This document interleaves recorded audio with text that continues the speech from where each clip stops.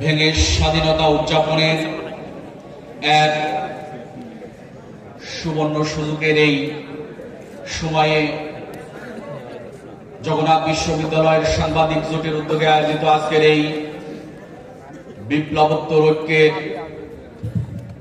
আজকের এই আলোচনা সভায় উপস্থিত আমাদের সকলের শ্রদ্ধাভাজন জগন্নাথ বিশ্ববিদ্যালয়ের ভাইস চ্যান্সেলর, উপস্থিত জাতীয়তাবাদী ছাত্র দলের কেন্দ্রীয় কমিটির সভাপতি ছাত্রনেতা রাকিবুল ইসলাম রাকিব, উপস্থিত আমার কাছের প্রিয় ভাই বিনিয়ামিন মোল্লা সহ বিভিন্ন নেতৃবৃন্দ, আজকের প্রোগ্রামের সভাপতি, প্রিয় উপস্থিতি, আসসালামু আলাইকুম ওয়া রাহমাতুল্লাহ। আমরা অনেক দীর্ঘক্ষণ ধরে বক্তব্য শুনছি, অনেক উত্তাপ ছড়ানো হচ্ছে। আমি আমার ক্যাম্পাস নিয়ে কথা বলতে চাই। ছাত্র রাজনীতির আমাদের এজেন্ডা হওয়া উচিত ছাত্রদের অধিকার নেই,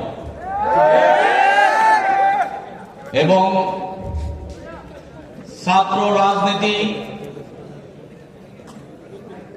এজেন্ডা যদি ছাত্রদের বাইরে হয়, তাহলে এই ছাত্র, এই জনতা, এই প্রজন্ম সেই ছাত্র রাজনীতিকে গ্রহণ করবে না। এবং আমি এটা বিশ্বাস করি, যত ছাত্র সংগঠন আছে তারা যদি ছাত্র রাজনীতির ফ্রেম, ছাত্রলীগের সেই ফ্রেম থেকে বের করে নিয়ে এসে ছাত্র বান্ধব না করে, তাহলে এই প্রজন্ম তাদেরকে গ্রহণ করবে না। কাজেই যেহেতু আজকে ঐক্যের ডাকে আমরা এসেছি, আমরা বিশ্বাস করি যারা এদেশে ছাত্র রাজনীতি করতে চায়, তারা এদেশে ছাত্রদের অধিকারের আন্দোলনে, আমরা যদি বলি 24-এর আন্দোলনে যেমন মাঠে থেকে স্বৈরাচার হাসিনার পাহাড় সম জুলুমের মস্তককে ধ্বংস করে তাকে দেশ থেকে বিতাড়িত করেছে, ঠিক একই কায়দায় ছাত্র বান্ধব কর্মসূচি যদি আমরা নিয়ে আসি, এদেশের ছাত্র জনতা সকল ছাত্র সংগঠনকে গ্রহণ করবে ইনশাআল্লাহ।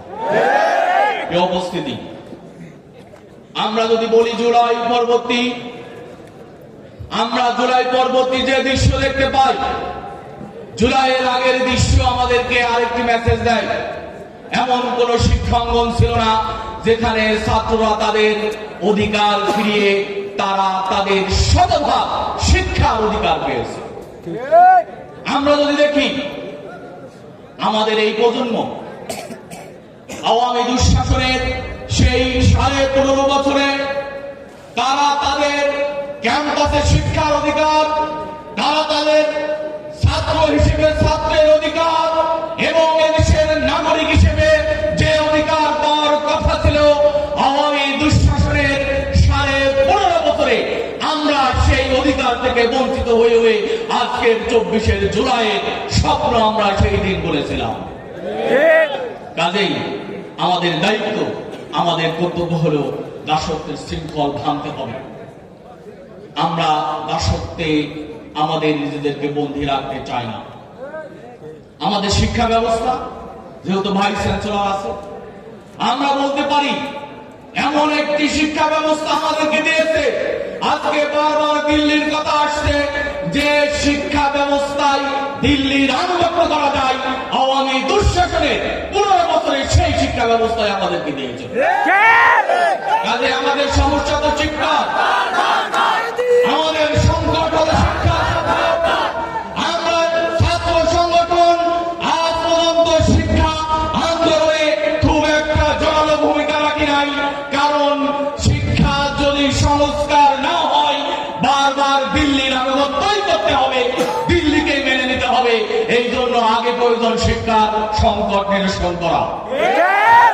আমরা দেখেছি আধিপত্যবাদীরা যেভাবে আমাদেরকে গড়ে তুলেছে, এদেশের ছাত্র জনতা, এদেশের জনগণ মেরুদণ্ড দিয়ে দাঁড়িয়ে সেই আধিপত্য জাতীয়তাবাদীদের বিরুদ্ধে সোচ্চার আন্দোলন করতে পারে নাই শুধুমাত্র এইবারের 24-এর ছাত্র জনতা সেটা দেখিয়েছে।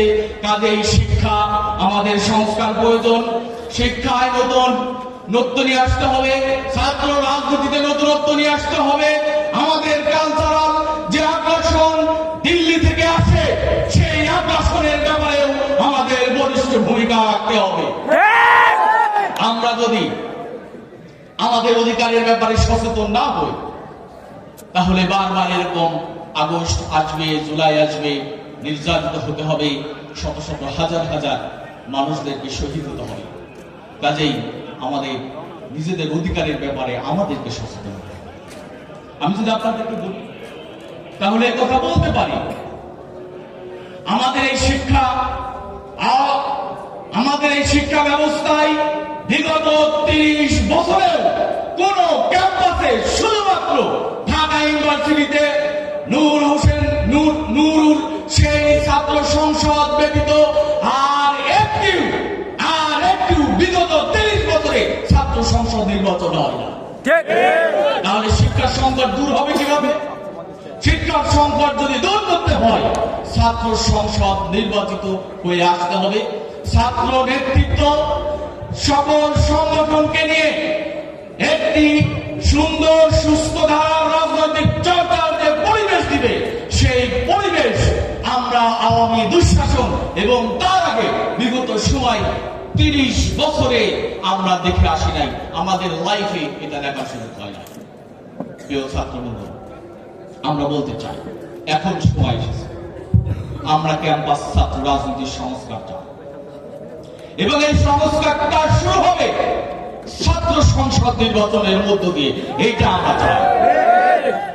আমরা যদি ছাত্রদেরকে ক্যাম্পাসে ঐক্যবদ্ধ না রাখতে পারি, বারবার আমাদের উপর জুলুম নির্যাতন আধিপত্যবাদীরা চেপে বসবে, আমরা এর সঠিক জবাব দিতে পারবো না। তাই ক্যাম্পাসে ঐক্যের জন্য সবচাইতে বেশি প্রয়োজন হলো ছাত্র সংসদ নির্বাচন। আসুন, আজকে যারা এখানে আসছে বিশেষ করে আমি বলতে পারি আমাদের প্রিয় ভাইয়েরা আছেন, তারা এই কথাগুলো বুঝবেন। আগামী দিনে যদি আমরা নেতৃত্ব তৈরি করতে চাই, আজকে আমরা যদি দেখি আমাদের সামগ্রিক একটি ক্রাইসিস হলো যোগ্য নেতৃত্ব, যার মাধ্যমে জাতির আকাঙ্ক্ষা পূরণ হতে পারে, সেই নেতৃত্ব সামগ্রিক জাতিতে নেই। আমরা দেখে এসেছি আওয়ামী দুঃশাসনে বিভিন্ন জুলুম নির্যাতনের চিত্র, যার মাধ্যমে নেতৃত্বের বিকাশ ঘটে নাই। অন্তত এখন এই মুহূর্তে আজ থেকেই সেই প্রত্যয় হতে পারে আমরা নেতৃত্বের বিকাশ ঘটাতে চাই। আর সেই নেতৃত্ব তখনই বিকাশ ঘটতে পারে যখন ছাত্রদের দ্বারা নির্বাচিত ক্যাম্পাসে ছাত্র প্রতিনিধির জন্ম হবে, তখন এটা সফল হবে। আসুন আমরা সেই প্রস্তুতি গ্রহণ করি। প্রিয় উপস্থিতি, আমরা যদি আমাদের ক্যাম্পাসগুলোর কথা বলি, বিগত দিনে অন্তত আমি দুঃশাসনের 15.5 বছরে একটি ছাত্র সংগঠনও ক্যাম্পাসে অবস্থান নিতে পারে নাই। কাউকে আমরা দেখি নাই, কেউ ক্যাম্পাসে ছিল না। ক্যাম্পাস ছিল অস্ত্র, নারী, মাদক, টেন্ডার এবং একটি ক্যাম্পাস পরিবেশ বান্ধব যেমন ছাত্রদের হওয়ার দরকার, তার উল্টোটা আমরা ক্যাম্পাস গুলো দেখে এসেছি। কাজেই আজকে যদি আমরা এই প্রত্যয় ব্যক্ত করতে পারি সকল ক্যাম্পাসে আমাদের অবস্থান নিশ্চিত হবে, তাহলে অন্তত এইটা বলা সম্ভব হবে ক্যাম্পাসে সংঘাত মুক্ত সুন্দর পরিবেশ আমরা দেখতে পাবো। আর যদি আমরা আমাদের প্রত্যয় ভিন্ন হয়, ক্যাম্পাস হবে ছাত্র রাজনীতির মার্কেট প্লেস অফ ফেলোস, এখানে ছাত্র সংগঠনগুলা তারা তাদের আদর্শিক সৌন্দর্য প্রদর্শন করবে, সবাই অবস্থান করবে, এর মধ্য দিয়ে জাতীয় রাজনীতিতে যোগ্য নেতৃত্ব তৈরি হবে, এই জাতির আকাঙ্ক্ষা পূরণ হবে। আমি যদি বলি স্বাধীনতার 53 বছর চলে, অথচ এই জাতি সেই ক্যারিসমাটিক লিডার এখনো দেখেনি। যে জাতি তার স্বর্ণশিখরে যাওয়ার কথা ছিল, এরকম কোন লিডার খুব একটা আমাদের এই জাতিতে আসেনি। তার অন্যতম কারণই হলো আমরা জাতিকে সেই কাঙ্ক্ষিত পরিবেশ দিতে ব্যর্থ হয়েছি। ক্যাম্পাসে আমরা ছাত্র রাজনীতির সুন্দর পরিবেশ সৃষ্টি করতে ব্যর্থ হয়েছি। আসুন আমরা সেই প্রচেষ্টা অব্যাহত রাখি। আমার কথা একদম শেষের দিকে। আজকে 24-এর কথা আসছে, 24-এর আন্দোলনের কথা আসছে। 24-এর আন্দোলন যারা শহীদ হয়েছে তাদের বিচারের দাবির কথা আসছে।